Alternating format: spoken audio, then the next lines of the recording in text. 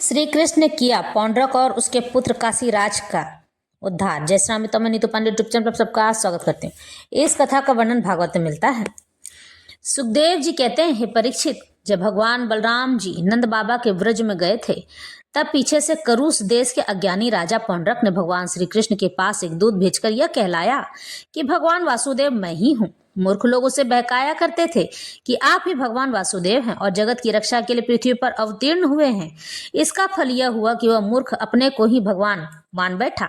जैसे बच्चे आपस में खेलते समय किसी बालक को ही राजा मान लेते हैं और वह राजा की तरह उनके साथ व्यवहार करने लगता है, वैसे ही मंदमती अज्ञानी पौंड्रक ने अचिंत्य गति भगवान श्री कृष्ण की लीला और रहस्य न जानकर द्वारका में उनके पास दूत भेज दिया। पौंड्रक का दूत द्वार पर गया और राज्यसभा में बैठे हुए कमल नयन भगवान श्री कृष्ण को उसने अपने राजा का यह संदेश कह सुनाया, एकमात्र मैं ही वासुदेव हूँ, दूसरा और कोई नहीं है। प्राणियों पर कृपा करने के लिए मैंने ही अवतार ग्रहण किया है। तुमने झूठ मूठ अपना नाम वासुदेव रख लिया है, अब उसे छोड़ दो। यदुवंशी तुमने मूर्खतावश मेरे चिन्ह धारण कर रखे हैं, उन्हें छोड़कर मेरी शरण में आओ और यदि मेरी बात तुम्हें स्वीकार न हो तो मुझसे युद्ध करो। सुखदेव जी कहते, हे परीक्षित, मंदमती पौंड्रक की यानी कि उसकी बुद्धि भ्रष्ट हो चुकी थी। पौंड्रक की यह बहक सुनकर उग्रसेन आदि सभासद जोर जोर से हंसने लगे। उन लोगों की हंसी समाप्त होने के बाद भगवान श्री कृष्ण ने दूत से कहा, तुम जाकर अपने राजा से कह देना कि अरे मूर्ख, मैं अपने चक्र आदि चिन्ह यूं ही नहीं छोड़ता हूँ। उन्हें मैं तुझ पर छोड़ूंगा और केवल तुझ पर ही नहीं, तेरे उन सब साथियों पर भी जिनके बहकाने से तू इस प्रकार बहक रहा है। उस समय मूर्ख तू अपना मुंह छिपाकर औंधे मुंह गिरकर चील, गीध, बटेर आदि मांस भोजी पक्षियों से घिरकर सो जाएगा और तू मेरा शरण दाता नहीं, उन कुत्तों की शरण होगा जो तेरा मांस चीत चीत कर खा जाएंगे, यानी चीर चीर कर खाएंगे। हे परीक्षित, भगवान का यह तिरस्कारपूर्ण संवाद लेकर पौंड्रक का दूत अपने स्वामी के पास गया और उसे क्या सुनाया। इधर भगवान श्री कृष्ण ने भी इस रथ पर सवार होकर काशी पर चढ़ाई कर दी, क्योंकि वह करुष का राजा उन दिनों वहीं अपने मित्र काशीराज के पास रहता था।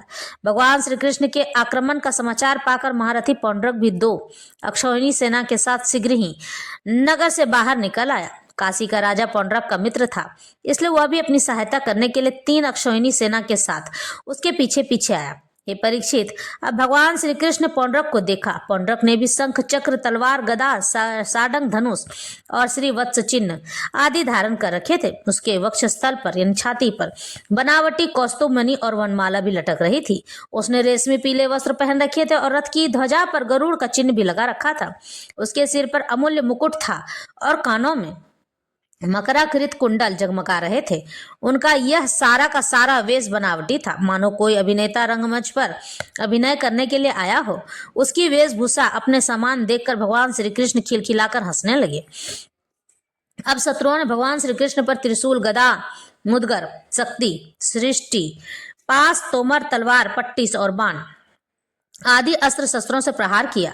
प्रलय के समय जिस प्रकार आग सभी के प्राणियों को जला देती है, वैसे ही भगवान श्री कृष्ण ने भी गदा, तलवार, चक्र और बाण आदि शस्त्रास्त्रों से पौंड्रक तथा काशीराज के हाथी, रथ, घोड़े और पैदल की चतुरंगी सेना को तहस नहस कर दिया। वह रणभूमि भगवान के चक्र से खंड खंड हुए। रथ, घोड़े, हाथी, मनुष्य, गधे और ऊंटों से पट गई। उस समय ऐसा मालूम हो रहा था मानो वह भूतनाथ शंकर की भयंकर क्रीड़ा स्थली हो। उसे देख देख कर शूरवीरों को उत्साह और भी बढ़ रहा था। अब भगवान श्री कृष्ण ने पौंड्रक से कहा, रे पौंड्रक, तूने दूत के द्वारा कहलाया था कि मेरे चिन्ह, अस्त्र, शस्त्रादि छोड़ दो, सो अब मैं उन्हें तुझ पर छोड़ रहा हूँ। तूने झूठ मूठ मेरा नाम रख लिया है, अतः मूर्ख, अब मैं तुझसे उन नामों को भी छुड़ाकर रहूंगा। यही तेरे शरण में आने की बात, सो यदि मैं तुझसे युद्ध न कर सकूंगा तो तेरी शरण ग्रहण करूंगा।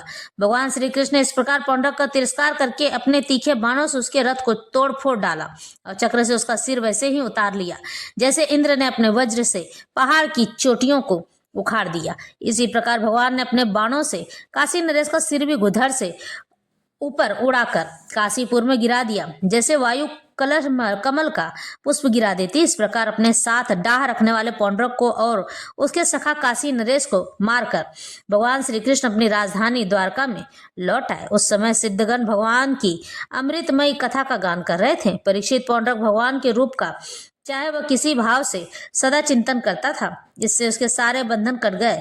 वह भगवान का बनावटी वेश धारण किए रहता था, जिससे बार बार उसी का स्मरण होने के कारण वह भगवान के सारूप्य को ही प्राप्त हो गया।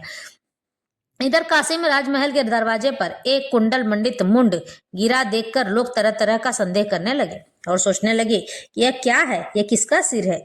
जब यह मालूम हुआ कि वह तो काशी नरेश का ही सिर है, तब रानियां, राजकुमार, राजपरिवार के लोग तथा नागरिक रो रो कर विलाप करने लगे।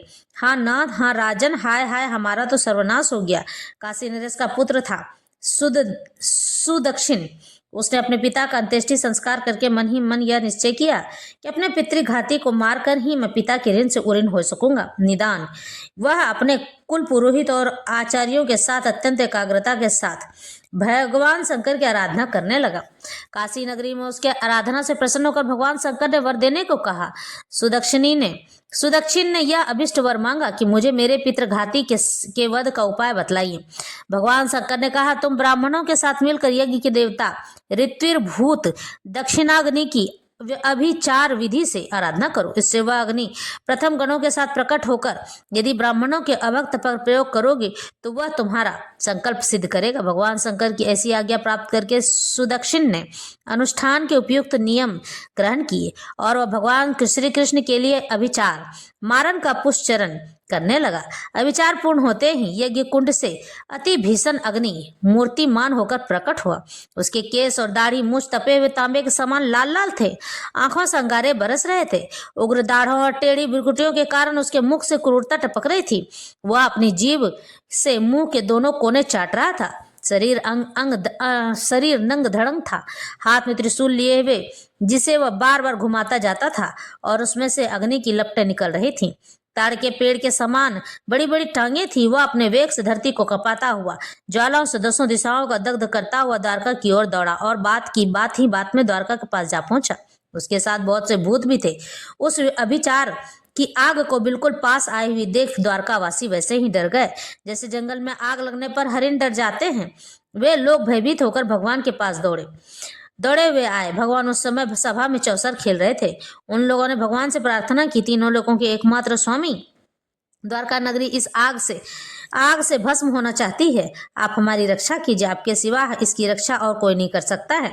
शरणागत वत्सल भगवान ने देखा कि हमारे स्वजन भयभीत हो गए हैं और पुकार कर विकलता भाव से स्वर से हमारी प्रार्थना कर रहे हैं। तब उन्होंने हंसकर कहा, डरो मत, मैं तुम लोगों की रक्षा अवश्य करूंगा।